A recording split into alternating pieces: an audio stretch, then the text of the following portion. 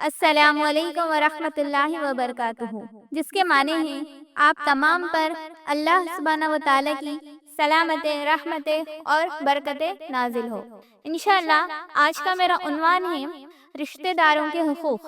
دیکھیے، ہمارا دین ایک ایسا دین ہے جو صرف اللہ کے حقوق ہی نہیں بتلاتا بلکہ بندوں کے حقوق بھی بتلاتا ہے۔ ہمارے اسلام میں صرف یہی حکم نہیں ہوا کہ تم اللہ کی عبادت کرو، نماز پڑھو، روزہ رکھو، حج کرو، تسبیح پڑھو، قرآن پڑھو، یہی کام کرتے رہا کرو۔ یہی حکم نہیں دیا گیا۔ جہاں پر نماز، روزہ، زکوٰۃ، حج کا حکم دیا گیا، پھر دوسری طرف بندوں کے حقوق بیان کیا گیا۔ یعنی شوہر بیوی ہے تو شوہر بیوی کے ساتھ کیسا سلوک کرے، ماں باپ ہے تو ماں باپ کے ساتھ کیسا سلوک کرے، بچے ہیں تو بچوں کے ساتھ کیسا سلوک کرے، ایک مسلمان دوسرے مسلمان کے ساتھ کیسا رہنا چاہیے، ایک مسلمان غیروں کے ساتھ کیسا رہنا چاہیے، ایک مسلمان جانوروں کے ساتھ کیسا برتاؤ کرنا چاہیے، بلکہ ہر چیز الحمدللہ ہر چیز ہمارے اسلام میں بتلا دی گئی۔ ہمارے نبی صلی اللہ علیہ وسلم نے ہم لوگوں کو کھول کھول کر بتایا کیا صحیح ہے اور کیا غلط ہے۔ تو چلے، صلہ رحمی کا مطلب کیا ہوتا ہے؟ اپنے رشتہ داروں کو سلام کرنا، نرم بات کرنا، ان کے ساتھ اچھا سلوک کرنا، ان کی مدد کرنا، ان کی خاطرداری کرنا۔ تو یہ سب چیزیں صلہ رحمی میں آتی ہے، اور صلہ رحمی سے مراد اپنے رشتہ داروں کے ساتھ اچھا سلوک کرنا اور ان کی بد سلوکی کو درگزر کرنا۔ تو یہ ہے صلہ رحمی۔ دیکھیے، کچھ سال پہلے جب یہ موبائل نہیں آیا تھا تو اس وقت زمانہ ایسا تھا کہ ہر 2-3 مہینے میں کوئی نہ کوئی رشتہ دار اپنے دوسرے رشتہ داروں کے گھر جاتے تھے، رہتے تھے۔ کبھی دادی کے گھر، کبھی نانی کے گھر، کبھی آنٹی کے گھر، کبھی پھپھو کے گھر کو جاتے تھے، رہتے تھے۔ لیکن آج جب سے یہ موبائل آ گیا ہے، یہ رشتہ داروں کا آنا جانا، ملنا، یہ محبتیں جب جیسی تھی آج ویسی نظر نہیں آ رہی، نہ بچوں میں نظر آ رہی ہے اور نہ بڑوں میں نظر آ رہی ہے۔ اور آج ہر کوئی یہی کہہ رہا ہے کہ میں بزی ہوں، میں بزی ہوں، میں بزی ہوں۔ اور اگر آج رشتہ داروں کی کہیں ملاقات ہوتی ہے تو وہ 2 جگہوں پر، کوئی مر گئے تو ملاقات ہوتی ہے یا پھر کسی کی شادی میں ہی ملاقات ہوتی ہے۔ اس کے علاوہ یہ ملنا، یہ ملاقاتیں بند ہو گئی ہے۔ دیکھیے، آج ایسا ہو رہا ہے کہ خونی رشتوں کی محبت کم ہو رہی ہے۔ آج خونی رشتوں کی محبت کم ہو رہی ہے اور واٹس ایپ، فیس بک، انسٹاگرام کے رشتوں سے زیادہ محبت ہو گئی ہے۔ دیکھیے، واٹس ایپ پر، انسٹاگرام پر، فیس بک پر جن کو ہم جانتے نہیں، پہچانتے نہیں، ان کو روز روز سلام کرتے ہیں، ہاں، خیر خیریت پوچھتے ہیں، ان سے بات کرتے ہیں۔ اور یہ واٹس ایپ، انسٹاگرام، فیس بک کے رشتوں کے ساتھ اتنا زیادہ محبت ہو گئی کہ بار بار اپنے غلطیوں پر ان سے معافی مانگتے ہیں، ہاں، سوری کہتے ہیں۔ ان کی تکلیفوں میں ہم بھی تکلیف محسوس کرتے ہیں، ہاں، ان کے لیے دعائیں کرتے ہیں، انہیں مبارکباد دیتے ہیں اور ان کی ہر چیز جانتے ہیں اور اپنی ہر چیز بتاتے ہیں۔ تو یہ صرف اور صرف واٹس ایپ، انسٹاگرام، فیس بک کے رشتوں کے ساتھ ہی چلتا ہے۔ لیکن گھر کے بازو میں سگی آنٹی ہے، ان کو کبھی سلام نہیں کرے، ہاں، گھر میں سگی بہن ہے، ان سے کبھی خوشی سے بات نہیں کرے۔ گھر میں سب لوگ ہیں لیکن ان کے ساتھ کبھی محبت سے بات کرنے والے نہیں ہیں، خیر خیریت پوچھنے والے نہیں ہیں۔ یہ حالات چل رہے ہیں آج۔ تو چلے بات کو آگے بڑھاتے ہیں۔ اب رشتوں کو جوڑنے کی فضیلت دیکھیں گے۔ دیکھیے، پہلی چیز نبی صلی اللہ علیہ وسلم نے فرمایا، رشتوں کو جوڑنے سے رزق میں اور عمر میں برکت ہوتی ہے۔ کیسے؟ دیکھیے، صحیح بخاری کی روایت ہے، نبی صلی اللہ علیہ وسلم فرماتے ہیں، جس شخص کو یہ بات پسند ہے کہ اللہ اس کے رزق میں اور اس کی عمر کو بڑھا دے تو اس سے چاہیے کہ وہ صلہ رحمی کرے، یعنی رشتوں کو جوڑ کر رکھا کرے۔ اب دوسری فضیلت، یہ بھی صحیح بخاری کی روایت ہے، نبی صلی اللہ علیہ وسلم نے فرمایا، رشتوں کو جوڑ کر رکھا کرو کیونکہ یہ اللہ کی رحمت کا باعث بنتا ہے۔ دیکھیے، رحم جو ہے، رحم عرش سے لٹکا ہوا ہے اور وہ کہتا ہے، جو مجھے ملائے گا اللہ بھی اسے ملائے گا اپنی رحمت سے، اور جو مجھے کاٹے گا اللہ بھی اسے کاٹے گا اپنی رحمت سے۔ آج دیکھا جائے تو آج غریبی کی وجہ سے جن کو ہم پسند نہیں کرتے تو ان کے ساتھ دور رہنا چاہتے ہیں، تو ان کے ساتھ کیا ہے، جنازوں میں ہی ملاقات کرتے ہیں، اور وہ جنازوں میں جانے والے بھی بہت کم لوگ ہیں۔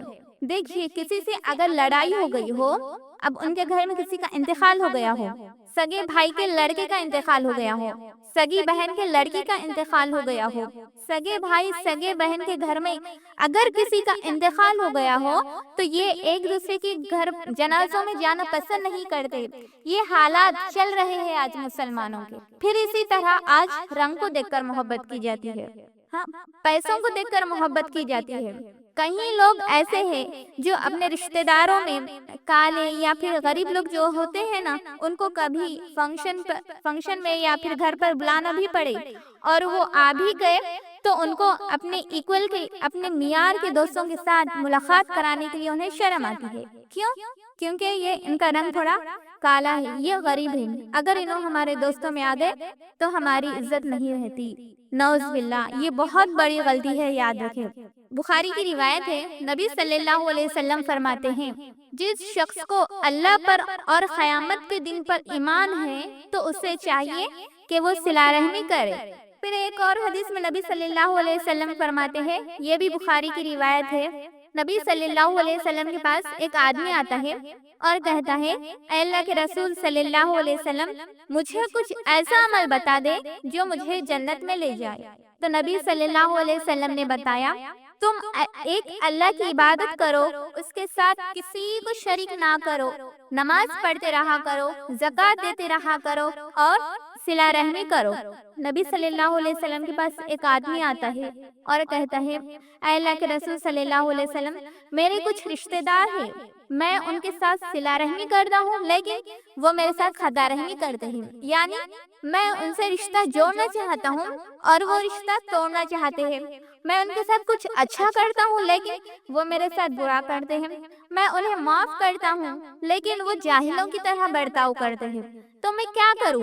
نبی صلی اللہ علیہ وسلم نے فرمایا، اگر تمہاری باتوں میں سچے ہیں تو تم ان کے منہ میں راکھ بھر رہے ہو، یعنی جہنم کی انگار بھر رہے ہو، یعنی وہ رشتہ توڑ رہے ہیں نا، اس کا مطلب وہ جہنم کی طرف جا رہے ہیں۔ اور اگر تم ہمیشہ ایسے ہی کرتا رہو گے تو اللہ تعالیٰ تمہارے ساتھ ایک فرشتے کو لگا دے گا تمہاری مدد کے لیے۔ یہ صحیح مسلم کی روایت ہے۔ پھر اللہ تعالیٰ قرآن میں سورہ نساء آیت نمبر 1 میں فرماتے ہیں، اے لوگوں اپنے پروردگار سے ڈرو جس نے تمہیں ایک جان سے پیدا کیا، پھر اسی جان سے اس کی بیوی کو پیدا کیا، پھر ان دونوں سے بہت سے مرد اور بہت سے عورتوں کو پھیلا دیا۔ پھر اس اللہ سے ڈرو جس کے نام سے تم ایک دوسرے سے مانگتے ہو اور رشتے ناطے توڑنے سے بچو۔ تو میری ماں اور بہنوں، غور کرنا، اللہ تعالیٰ قرآن میں بھی کہہ رہے ہیں کہ رشتے ناطے توڑنے سے بچو۔ کیوں کہہ رہے ہیں اللہ تعالیٰ؟ کیونکہ ہم سب ایک ہی ماں باپ کی اولاد ہیں۔ آج کیا حالات ہیں ہمارے، ہم سب جانتے ہیں۔ آج چھوٹی چھوٹی بات کو لے کر رشتے توڑ رہے ہیں، نہ چھوٹوں کا خیال نہ بڑوں کا خیال۔ نبی صلی اللہ علیہ وسلم نے فرمایا، جو بڑوں کی عزت نہیں کرتا اور چھوٹوں پر شفقت نہیں کرتا وہ ہمیں سے نہیں۔ پھر قرآن میں اللہ تعالیٰ سورہ نساء آیت نمبر 36 میں فرماتے ہیں، اے لوگوں، ایک اللہ کی عبادت کرو، اس کے ساتھ کسی کو شریک نہ کرو، ماں باپ کے ساتھ حسن سلوک کرو، اپنے قریبی رشتہ داروں کے ساتھ اچھا سلوک کرو، غریبوں کے ساتھ اچھا سلوک کرو، مساکین یتیموں کے ساتھ اچھا سلوک کرو، اور اللہ تعالیٰ فرماتے ہیں اپنے پڑوسیوں کے ساتھ بھی اچھا سلوک کرو، یہاں تک کہ راستے میں مل کے چلنے والوں کے ساتھ بھی اچھا سلوک کرو، اور اللہ تعالیٰ تکبر کرنے والوں کو پسند نہیں کرتے۔ اب رشتوں کو توڑنے کا نقصان کیا ہے؟ دیکھیے، رشتوں کو توڑنے سے جو شخص بھی رشتوں کو توڑتا ہے نا، وہ جنت سے محروم ہو جاتا ہے۔ نبی صلی اللہ علیہ وسلم نے فرمایا، بخاری کی روایت ہے، جو شخص خطا رحمی کرتا ہے وہ جنت میں نہیں جائے گا۔ پھر خطا رحمی کرنے سے اللہ تعالیٰ اس کی سزا دنیا میں ہی دے دیتے ہیں۔ کیسے؟ ترمذی کی روایت ہے، نبی صلی اللہ علیہ وسلم فرماتے ہیں، بغاوت اور خطا رحمی دو ایسے گناہ ہیں جن کی سزا اللہ تعالیٰ دنیا میں ہی دے دیتے ہیں۔ پھر خطا رحمی کرنے سے اللہ تعالیٰ ان کے کوئی بھی عمل کو قبول نہیں کرتا۔ خطا رحمی کرنے والے کا کوئی بھی عمل اللہ تعالیٰ قبول نہیں کرتا۔ یہ مسند احمد کی روایت ہے۔ پھر اسی طرح ایک حدیث میں نبی صلی اللہ علیہ وسلم فرماتے ہیں، جس بھائی نے تین بہنوں کی ذمہ داری لی، انہیں اچھا پڑھایا، اچھی پرورش کی، پھر عزت کے ساتھ ان کی رخصتی کی تو نبی صلی اللہ علیہ وسلم فرماتے ہیں یہ دو انگلیوں کا اشارہ کرتے ہیں اور کہتے ہیں یہ دو انگلیاں جس طرح جڑی ہوئی ہے نا، کل قیامت کے دن وہ میرے ساتھ ایسے ہی ہوگا۔ تو میری ماں اور بہنوں کے ساتھ ادب سے پیش آؤ، ان کے حقوق دیو، حق دیو ان کا۔ حقوق یعنی یہ نہیں جو جہیز میں دیا جاتا ہے، جہیز دے دیے سو یہ حقوق نہیں ہوتا، بلکہ ان کی باپ کی وراثت میں سے ان کا حق دیو۔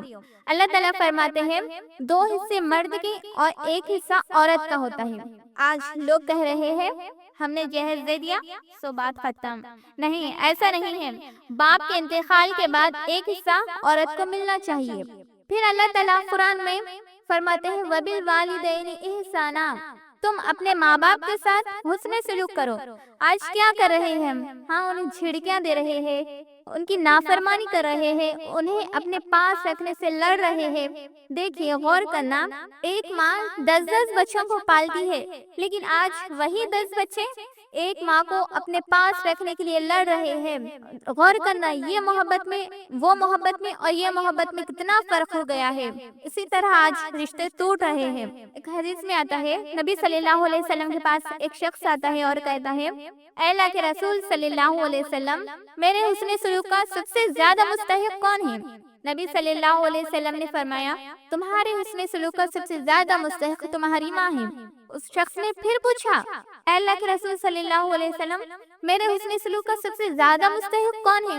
پھر نبی صلی اللہ علیہ وسلم نے فرمایا تمہارے حسن سلوک کا سب سے زیادہ مستحق تمہاری ماں ہے۔ اس نے پھر پوچھا اے اللہ کے رسول صلی اللہ علیہ وسلم، میرے حسن سلوک کا سب سے زیادہ مستحق کون ہے؟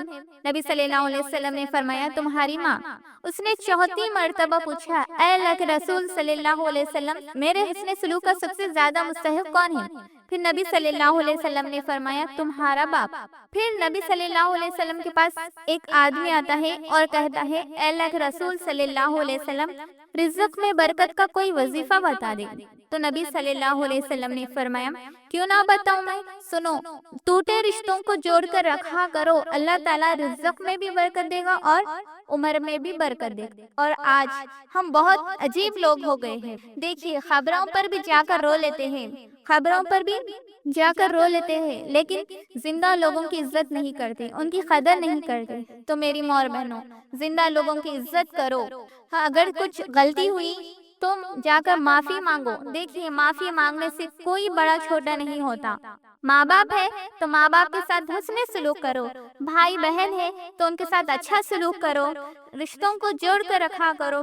مسلم کی روایت ہے، عائشہ رضی اللہ عنہا روایت کرتی ہے نبی صلی اللہ علیہ وسلم نے فرمایا اللہ تعالیٰ کے نزدیک سب سے زیادہ ناپسند شخص وہ ہے جو سخت جھگڑالو ہو۔